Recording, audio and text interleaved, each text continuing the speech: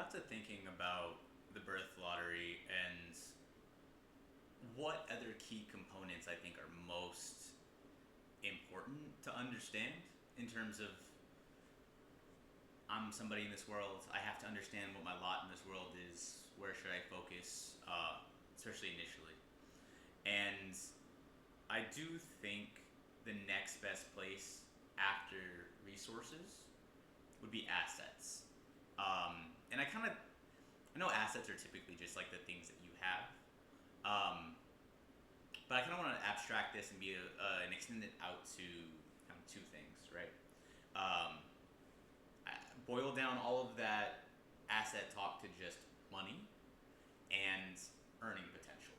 I think those two things are essential to understanding your family, your own personal lot in this world, what you can do, what your family was able to do from birth.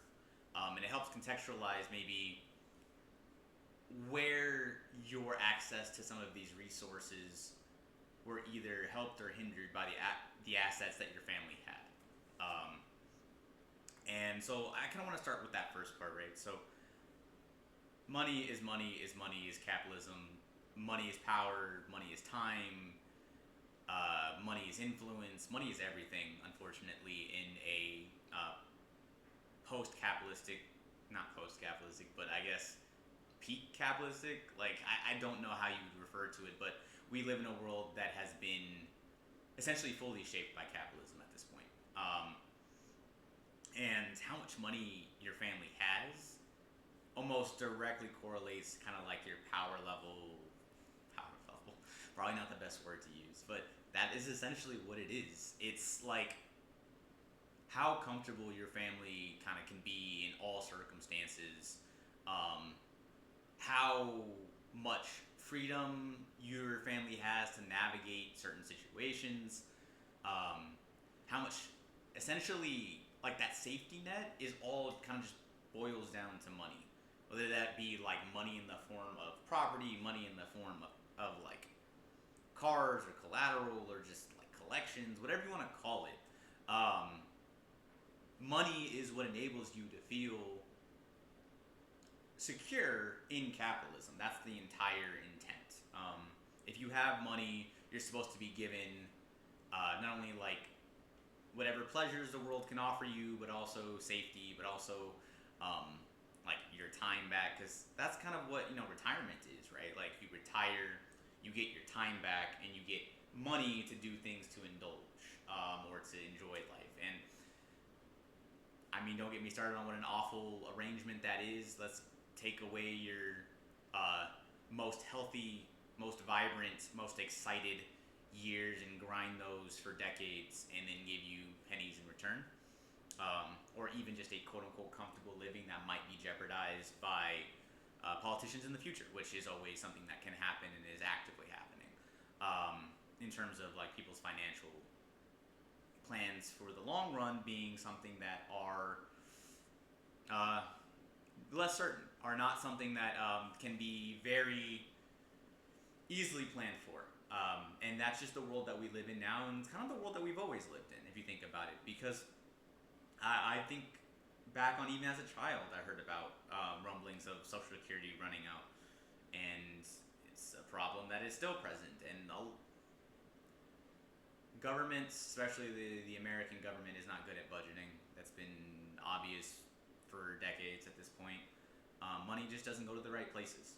And because of that, your family's assets, how much money your family has, is very important because without guaranteed outcomes, you need to kind of be able to guarantee your own outcomes. And that's the only way you can do that typically is through money. Um, and I like to pair assets with earning potential because if you think about it, right, if you have an insane earning potential, like let's say you've gone through all of the coursework to become a doctor and you're fully accredited to become a doctor, you have credentials, you have ability, access that very few people have. You have access to jobs that very few people have access to, and that are always going to be a need.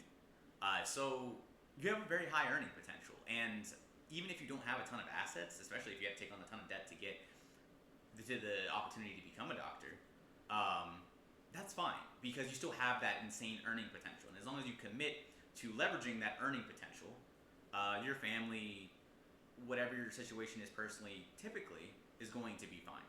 Still takes a lot of leveraging whatever is available to you, whether that be family, friends, government, grants, institutions. No matter what, you have to work to make sure you guarantee enough access to resources to live until you can actually tap into that earning potential. But once you tap into that earning potential, a lot of the times that is a level of social power, of social prowess, of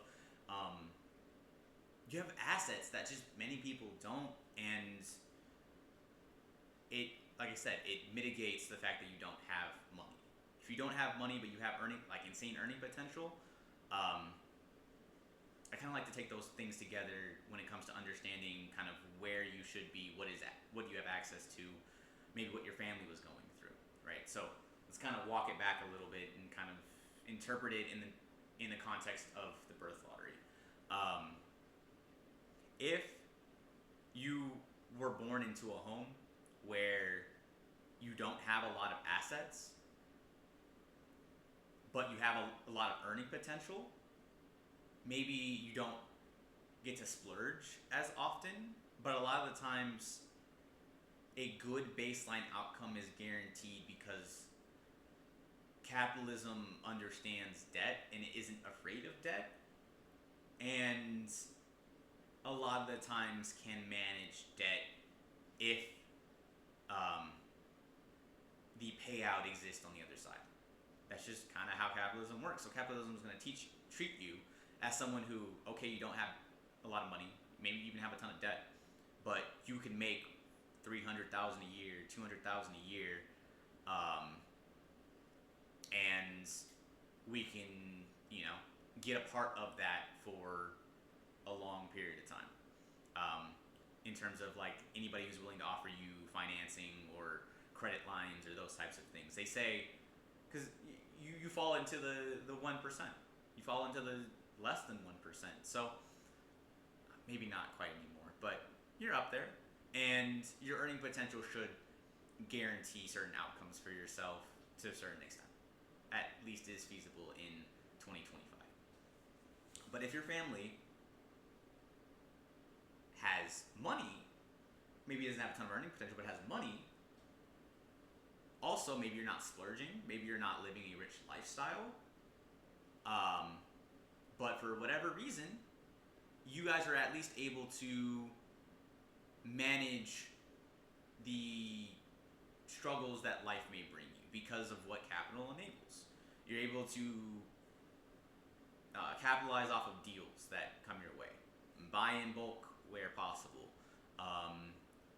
pay for proper maintenance and upkeep instead of ignoring those things till repairs force you to confront them, which unfortunately is very prevalent when you don't have a ton of money. So just having capital enables you to do things that also guarantees better outcomes for yourself, your family, whatever kind of whoever you're dealing with at current moment. And that's kind of where you need one or the other, essentially. You either need to have the money that can enable you moment-to-moment flexibility, or you need to have the earning potential that could give you moment-to-moment flexibility through promise of long-term returns. Both of which are feasible, both of which are acceptable strategies to surviving capitalism. But if you do not have either, if you do not have assets or earning potential, you're, barely able to command minimum wage, you don't have a lot of skills, don't have a lot of experience, don't have a lot of money, capitalism is essentially designed to make your life a true hellscape. It is. It is. Those jobs very rarely have upward mobility, very rarely treat you like a human being worth respect, very rarely take care of even your baseline needs. So you essentially typically have to get multiple jobs or a job and a side hustle. Um, you need to do a lot of things that force you to just survive the game of capitalism and focus on the game of capitalism every single moment of your life. And that is true whether or not you have kids. These people sometimes will have kids, still be getting waterboarded by the game of capitalism, and so now their kids are just alongside them getting waterboarded. Like, it's you. We can't guarantee outcomes for our own people. Why would we guarantee outcomes for the children of people who weren't able to guarantee outcomes for themselves? I think we should. I don't think the kids should be punished for the parents bringing them into this world while not having the resources to take care of them, because once again, life is precious.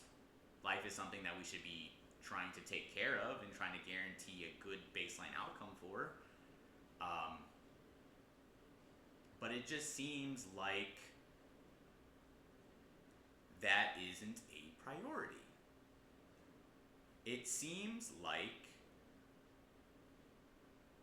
the people who perpetuate the game of capitalism most, who own all of the stock, who own all of the property, who keep on merging and buying all of the companies, buy all the emergent tech, buy all of your attention, buy all of the air in the room if they can.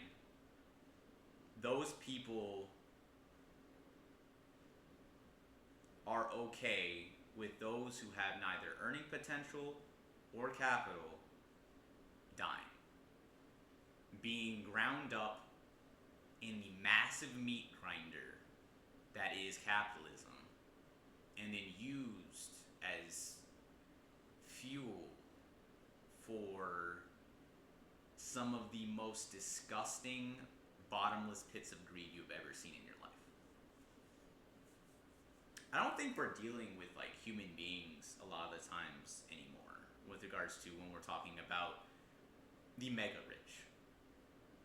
I mean, you really have to look no further than Jeff Bezos' recent wedding to show that celebrities and tech oligarchs are not real people. They should have. This was the most let them eat cake moment in the world, because guess what happened no more than a week later? People, tens of millions or more, or like 10 million plus people, Americans, are now going to lose their healthcare as a result of just unchecked, rampant greed all throughout our political system. On both sides of the party, but if you look at who voted on the bill, Republicans bear a brunt of this responsibility. Because I can say one thing, at the very least, Democrats didn't vote for what is undoubtedly, unreasonably, without doubt, without question, the worst piece of legislature that has ever passed in America. I mean, maybe some of the ones in the war on drugs and some other things like also kind of fall under that vein. But I really think something that is going to, I just didn't expect to live my life to see something that is going to provoke the deaths of millions, whether that be directly or indirectly. And to have that much faith and hope in our world shattered by the people who run the nation that I call home is all the more reason to understand that capitalism has failed us, but it is what we are in, and we need to acknowledge it for what it is, keep it as simple as we can, and understand who has failed us and where, and never lose sight of that. I genuinely didn't want to make any of this, I guess, present in terms of grounded in the political sphere, but it is too top of mind and it is too present and it is unable to be ignored. Um,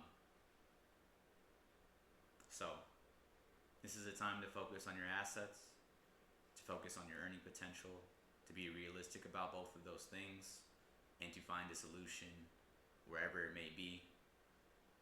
And then maybe give your childhood self some grace if you didn't have these things. If you did, good for you. I'm hoping that you have found a way to make the most of that and are helping those who don't. And I hope that you're continuing to work your way through life to where not only are you further affirming yourself, but you're helping mitigate some of the horrors that capitalism perpetuates daily. So, yeah, the birth lottery, our assets, and what we have and what we may not have had. I hope you had something. I hope you can find something. And if you didn't, I hope you can forgive yourself, your family, because there's a lot at play. And I just hope that we all survive it to the best of our abilities, I suppose. But yeah, I hope everyone have a rest of your day.